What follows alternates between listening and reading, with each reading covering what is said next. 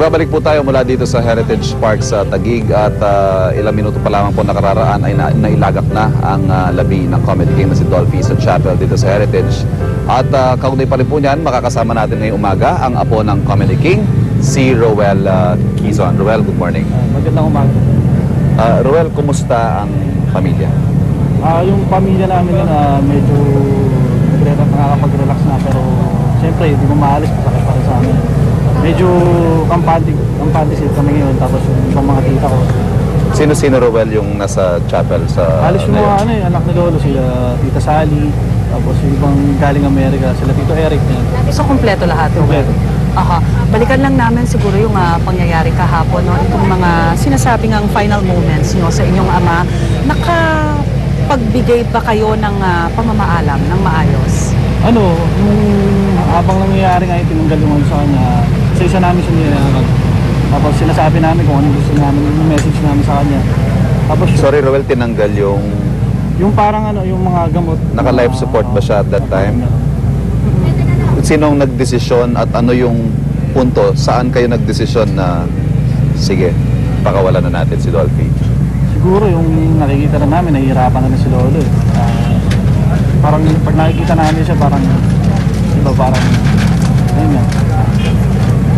So lahat, Roel, nakapagbigay ng maayos na pagbibigay respeto sa kanya, no? Aha. Alright, anong plano ng pamilya sa mga susunod na araw? Of course, ngayon nagkakaroon ng pribadong pagkakataon ng pamilya na makasama, no? Ano pa ang mga susunod na plano?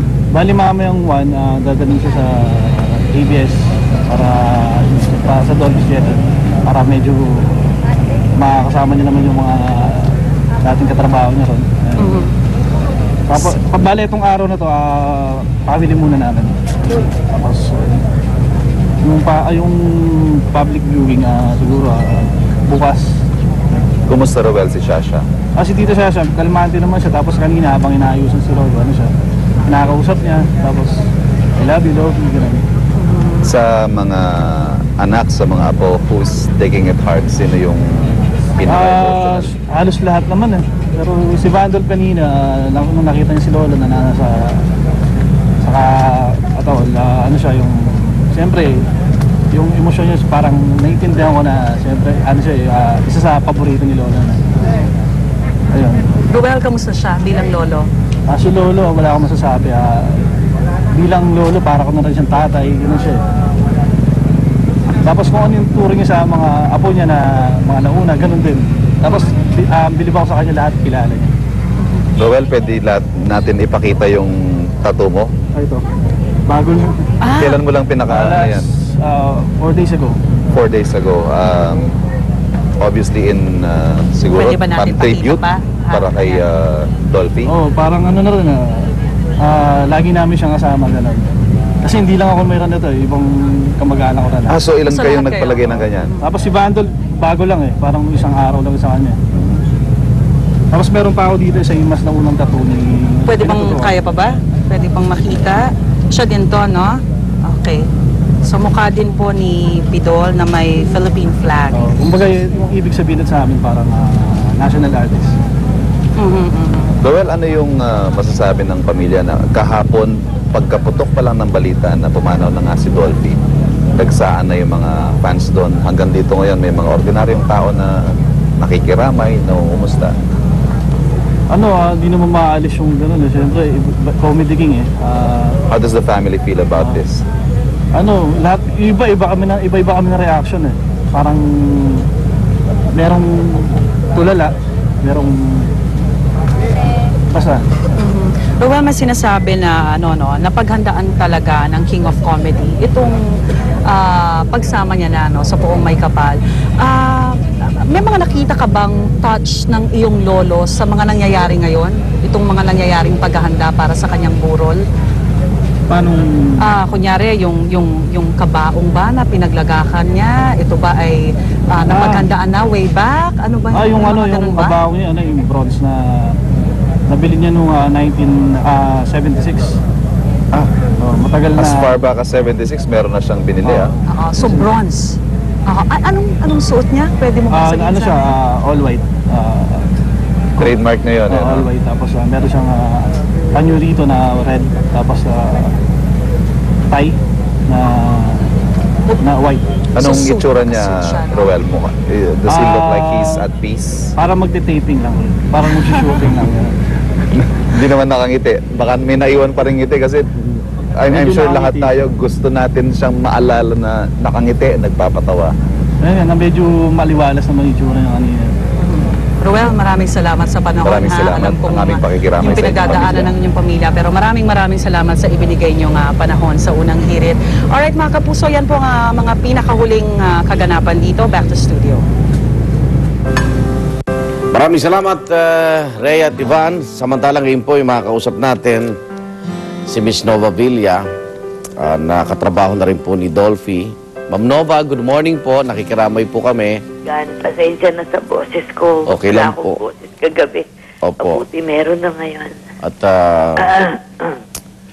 alam kong mahirap itong nangyaring ito at nandito po kayo noon. Nakikinig po ako sa mga alaala na hindi yata matatapos, ano? Lahat ng masayang... Ay, oo. Oo.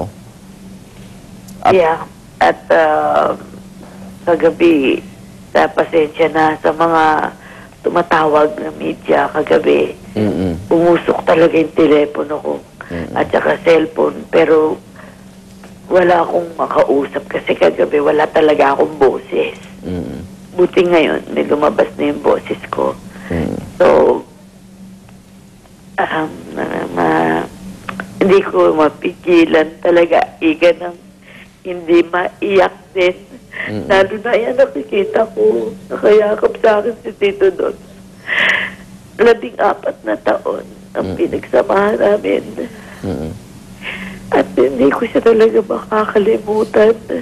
Ano yung isang bagay talaga na masasabi mong tanging kay Dolphy nyo lang nakita? Yung kababaang loob ng tao. Alam mo naman tayo mga tao pagka Oo. merong taong mabait, di ba? Opo. Yung malapit yung loob natin. Pagka gano'n na ang isang tao, mataas na tao pero nagpapakababa.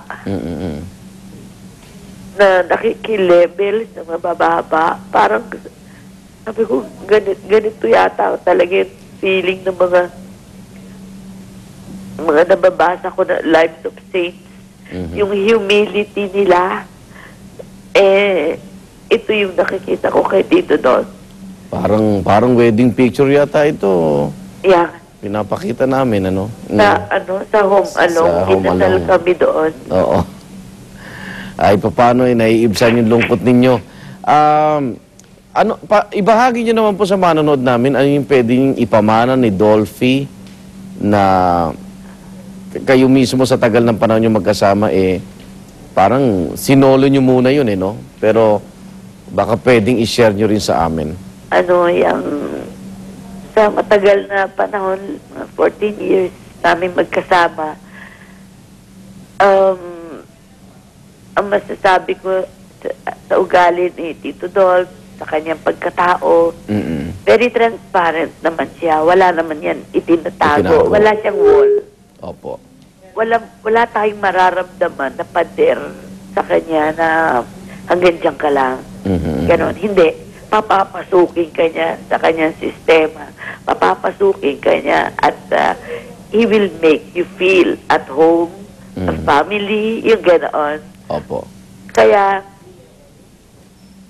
the first 3 months, something, when we started, yung aming sitcom, talaga, ilang dahil sino ba ako? Dolphy ito. Kaya tanong ako ng tanong, bakit niyo ako ipinareha kay Dolphy? Kung ganun, bakit hindi yung mga big stars? Opo. Kaya ako naiiyak-igan kasi siya mismo ang pumili. Siya ang nakipaglaban na gusto ko si Nova Villa, ang kapartner ko. Sabi niya ganoon, marami namang mga big stars. Kaya ako nagulat. Kaya hirap na hirap ako nung una. Mga 3 months yan, ganyan na. Paano ba ako aarte nito? Ilang na ilang ako dahil superstar to eh. Kumbaga ganun. Tapos, kalab team mo pa, magiging asawa mo pa, inay ko po, kako, paano ko maiaarte ito? Yung ganun. Tapos, pero siya yung ipinakita niya, ipinaramdam niya sa iyo na parang, don't worry, yung ganoon. Yung at Yung home ka suporta. agad. Kaya ako naman, ay na-relax ako. Sabi ko, nawala yung nervous ko. Noon, hirap ako paano ako magko-comedy sa harap niya. Kasi ang comedy, Opo. okay nga, may script nga kayo. Opo. Pero, sa comedy kasi, may ad-lib. Kasi, as a comedian, sayang kung hindi mo ilalabas Ibabato, ang oo. punchline mo. Opo. You cannot make comedy by memorizing script. Opo. Ang comedy kasi, spontaneous yan, lumalabas lang yan Yung ganoon. Yung natural. So, oo. Ako'y takot na magbitaw. Sabi ko, matawa kaya ito, magustuhan kaya yung ko, pero merong sa loob-loob ko naghihimagsik. Yung gusto lumabas yung punchline ko. Opo. Yung ganon. Okay. Tapos, talagang lumalabas. Talagang binibitawan ko yung mga punchline ko. Natatawa.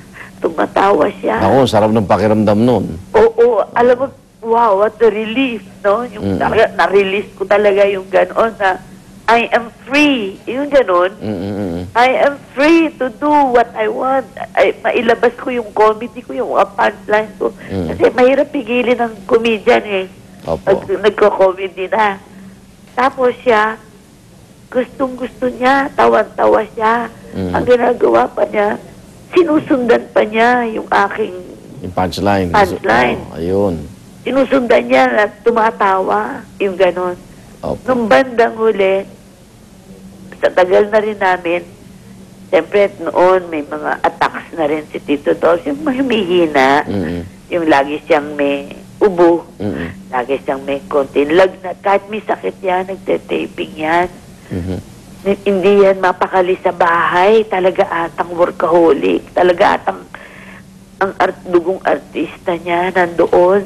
Gusto niya talaga magpatawa, gusto niya magtrabaho. Ewan ko kung nabuboard sa bahay, ganoon. Gusto niya nasa studio. Ang kakwentuhan naman mga sunog baga. Basta ba dumating na yan, kasama na yung mga maliliit na tao. Yun ang kakwentuhan niya. Ganoon. Okay. So, bandang huli, pagka gano'n na alam ko, mahina siya, may sakit siya. Kaya nandun ako lagi sa tabi niya. Minsan, he forgets his lines. Dahil gano'n nga, may sakit siya. Nakakalimutan niya. Naging nga ako natuto nga ako maging ventriloquist Ibinabato ko sa kanya. Yung linya. Without you noticing it. Ako nagdidikta ng lines niya. Mabigyan ko lang siya ng and then babalik yung memory niya. Yung pala yun, yung ganon. Okay. Sasabihin niya ngayon yung line niya. Nova, Ganon. sige, hindi na namin papagurin yung boses nyo. Nakikiramay po uli kami. Maraming salamat po sa oras na Salamat. pagsagot sa aming tawag. Ingat po kayo. Pagaling. Salamat po. Salamat po.